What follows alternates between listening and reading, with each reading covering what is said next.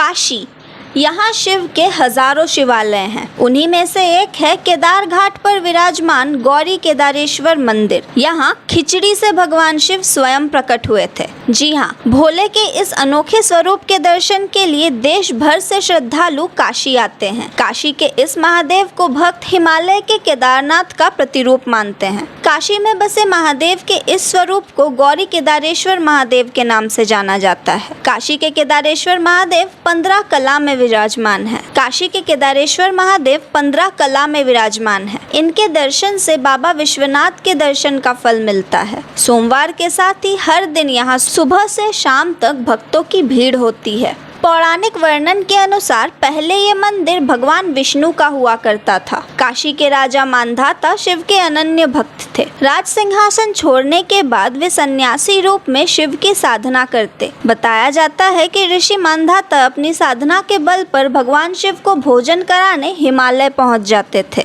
चूँकि मांधाता हमेशा खिचड़ी बनाते थे, इसलिए वो भोलेनाथ को भी वही खिलाते थे। पुराणों के अनुसार ऋषि मुनि भगवान को भोग लगाने के बाद बचे हुए खिचड़ी के 2 हिस्से करते थे, जिनमें वो एक हिस्सा खुद खाते थे और दूसरा लोगों में बांट देते थे। मगर बाद में मांधाता बीमार रहने लगे तो वे भोग लगाने हिमालय नहीं जा पाते थे। बताया जाता है कि तब भगवान शिव खुद ऋषि की कुटिया में आकर खिचड़ी खाते थे और उन्हीं की तरह इसके 2 हिस्से करते थे। कहते हैं कि भगवान भोलेनाथ ने मांधाता की निष्ठा से प्रसन्न होकर उन्हें आशीर्वाद दिया कि उनका एक हिस्सा हमेशा के लिए काशी में रहेगा।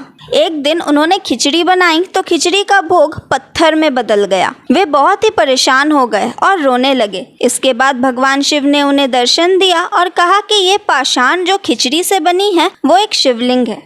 तब से माता पार्वती के साथ बाबा भोले खिचड़ी रूप में यही विराजित हो गए। ऐसी मान्यता है कि गौरी केदारेश्वर का ये मंदिर काशी विश्वनाथ मंदिर से भी पुराना है। इस मंदिर का शिवलिंग 2 भागों में बटा है। माना जाता है कि एक भाग में माता पार्वती के साथ भगवान शिव निवास करते हैं, वहीं दूसरे भाग में माता लक्ष्मी के साथ भगवान विष्णु निवास करते हैं। इस मंदिर की सबसे खास बात है यहाँ की पूजन विधि। यहाँ पुजारी बिना सीले हुए वस्त्र पहनकर ही पूजा करते हैं। बाबा को प्रिय बेलपत्र, दूध और गंगाजल के साथ साथ यहाँ खिचड़ी का भी भोग लगाया जाता है। ऐसी मान्यता है कि यहाँ बाबा स्वयं भोग ग्रहण करने आते हैं। ऋषि मांधाता के हिमालय चले जाने के बाद मंदिर का रखरखाव ठीक से नहीं हो पाया। फिर कई सालों बाद जब रानी अहिल्याबाई होलकर काशी आई तो मंदिर के दर्शन किए। तब उन्होंने मंदिर का जीर्णोद्धार कराया। इसी के साथ ही मद्रास में एक विशाल भूखंड चावल की खेती के लिए खरीदा, जिससे यहाँ भोग लगाया जा सके। और उन्होंने साल के 365 दिन के हिसाब से 365 कमरों की धर्मशाला भी बनवाई। कहते हैं अपने शासन काल के दौरान मुगल शासक औरंगजेब ने मंदिर तोड़ने के लिए यहाँ पर हमला कर दिया था। इसका प्रमाण आज भी मंदिर में विराजित नंदी के पीठ पर चाकू के निशान देखने को मिलता है। कहा जाता है कि मंदिर तोड़ने के लिए नंदी महाराज पर चाकू से हमला किया गया था। फिर बाबा के चमत्कार के चलते मुगल शासन को घुटने टेकने पड़े।